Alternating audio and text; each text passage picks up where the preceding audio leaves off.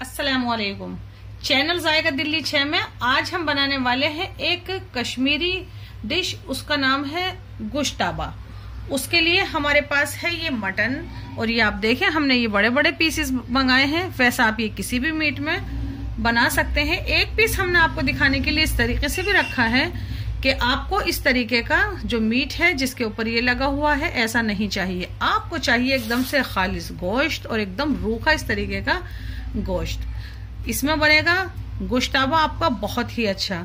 और आपको चाहिए कि ये हमारा 800 ग्राम गोश्त है। हमने इस तरीके के 2 पीस इसमें से ये हटा दिए हैं, ये बाद में किसी काम आ जाएंगे। और आप फूड प्रोसेसर में या मिक्सी में इसको घुमाएंगे तो ये सब पिस जाएगा, और जो मेन खास वो डिश होती है वो उस तरीके की तैयार नहीं होगी। आप देखेंगे किसी किसी पीस पे हमारे थोड़ा बहुत लगा हुआ है, जब मैं ये बीच में हटाऊंगी तो आपको दिखा दूंगी। उसी के साथ आपको 100 से 150 ग्राम इस तरीके की ये चिकनाई चाहिए कि इसको आप थोड़े से वार्म वाटर में फिलहाल भिगो के छोड़ दें। और ये जो ज्यादा बड़े पीस हैं हम इनको कर लेते हैं थोड़ा सा छोटा, और हमें इसे कूटना होगा। कूट के हमें इसे एकदम महीन करना होगा। तो बस हम इतने बड़े बड़े ये सब पीस करके दिखाते हैं आगे का आपको। ये देखें, ये इस तरीके का किसी पीस पे थोड़ा सा आप साफ भी कर सकते हैं। बड़े पीस से हमने इसे अलग भी कर दिया है, तो ये हटा दें आप। कश्मीर में जो डिश तैयार की जाती है तो एक कश्मीरी काफी बड़ा पत्थर होता है और एक लकड़ी का भारी सा हथौड़ा होता है, लेकिन हमारे पास है ये सिल, और ये हमारे पास है हैमर। इसको आपने पहले भी बहुत बार देखा होगा। बस ये पीस लेना है और इसको हम कूटते जाएंगे। शुरू में ये अच्छे से नहीं कूटेगा और एक आध पीस ये आपका उछलेगा भी, लेकिन कूटते कूटते ये सॉफ्ट हो जाएगा। ये थोड़ा मशक्कत का काम है, लेकिन एकदम सही जो तरीका है वो बिल्कुल यही है। तो हम इसको कूटते हैं, 2-4 पीस कूट के फिर आपको हम ये दिखाते हैं। हमें इसे कूटते हुए 20 से 25 मिनट हो गई है, और आप देखें कि हमारा गोश्त अभी इस तरीके का हुआ है। जबकि हमें ये एकदम से महीन करना है, बस एक एक पीस लेना है और यूं रख देना है और बस इसको कूटते जाना है। जब ज्यादा सूखा लगे तो हल्का सा हाथ से लगा लें या इससे ही लगा लें, और आप देखेंगे इसको भी इसी में मिक्स कर देना है। इसमें बहुत ही ज्यादा टाइम लगने वाला है और लग रहा है, तो बस हम इसी तरह कूटते हैं और आपको बताएंगे कितनी देर में ये तैयार होगा। वहीं इसके अंदर हमने इसको वार्म वाटर में डाल दिया है, और हमें 2 अंडे भी चाहिए जो हमने निकाल के अभी रख लिए हैं। और जब आप ये बनाएं तो आसपास छींटे जाएंगी, इसलिए आप कोई इस तरीके का पेपर या कपड़ा आप जरूर से बिछा लें, और आपके ऊपर भी छींटे आ सकती हैं।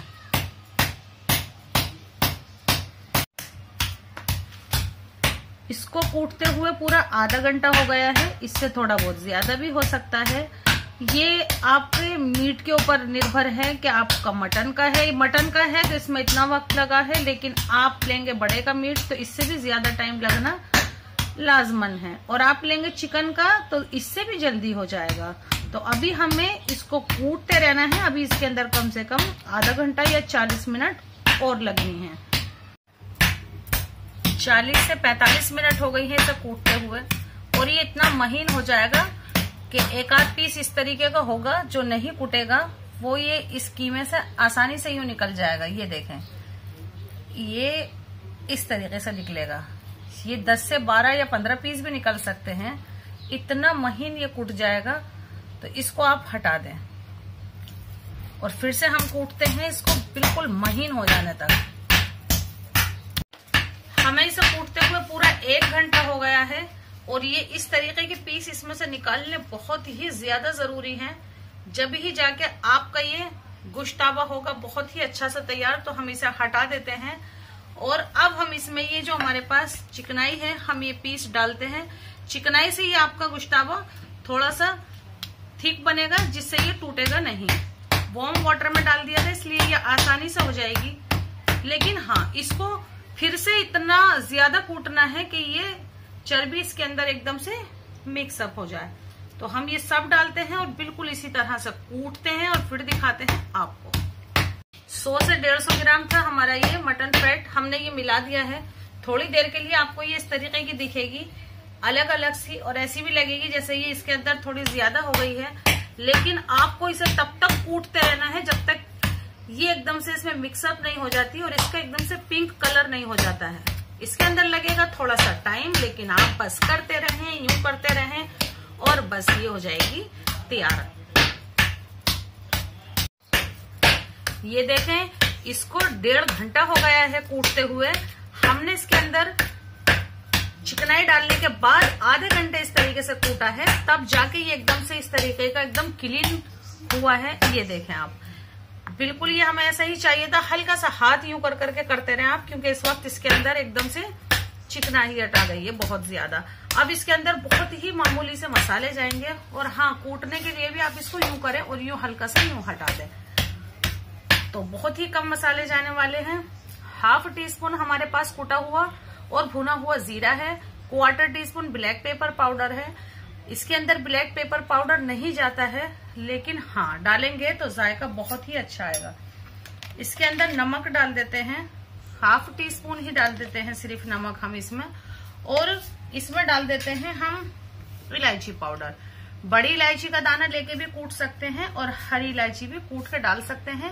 3 से 4 पिंच डाल दें और इसको कर ले मिक्स। हल्का से इसको पहले मिक्स करते हैं और फिर डालते हैं हम इसके अंदर ये 2 अंडे दिखाते हैं आपको। मसाले डालने के बाद 5 से 6 मिनट बाद जब ये मिक्स हो जाए, आप इसमें ये अंडे मिला दें। अंडे मिलाने के बाद आप इसको हल्का सा हाथ से मिलाएं पहले, और फिर इससे ही कूट के मिलाएंगे हम। अंडा डालने के बाद ये थोड़ा थोड़ा आपको ऐसा लगेगा जैसे ये मिक्स नहीं हो रहा है, लेकिन थोड़ी देर बाद ये आपको मिक्स नजर आएगा। पहले आप इसको हाथ से मिक्स करें। ये देखें, अंडा डालने के बाद ये आपको इस तरीके का लगेगा। हाथ से मिक्स कर ले और इसको फिर से यूं करना शुरू कर दें। एक हांडी ले लें, हांडी जैसा कोई भी बर्तन ले लें आप। इस वक्त ये बहुत ही चिकना हो, ये गीला हाथ ले और यूं लगाएं और इसको यूं करके बस मिक्स करना है। इसमें आपको सिर्फ 10 मिनट लगेंगी।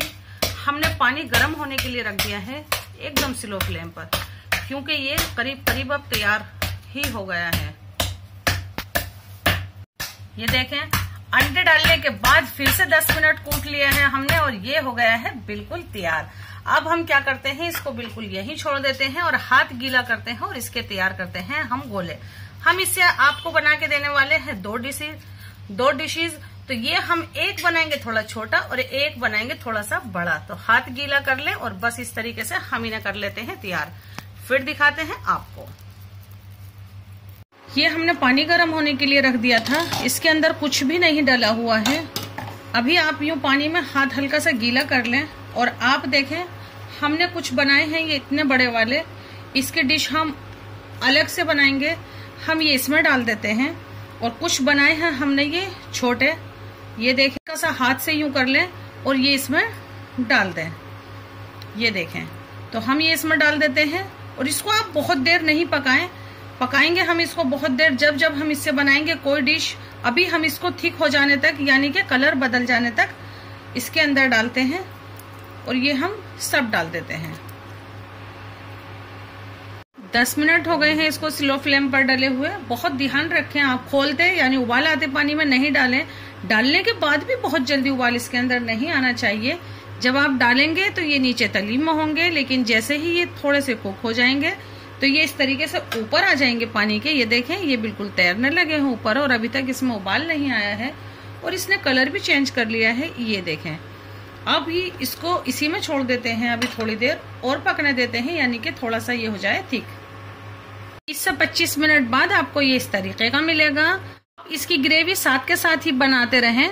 जो आप ये बना रहे हैं हाथों हाथ, या फिर आप इस तरीके से बना के रख सकते हैं पहले और बाद में बना सकते हैं इसकी ग्रेवी।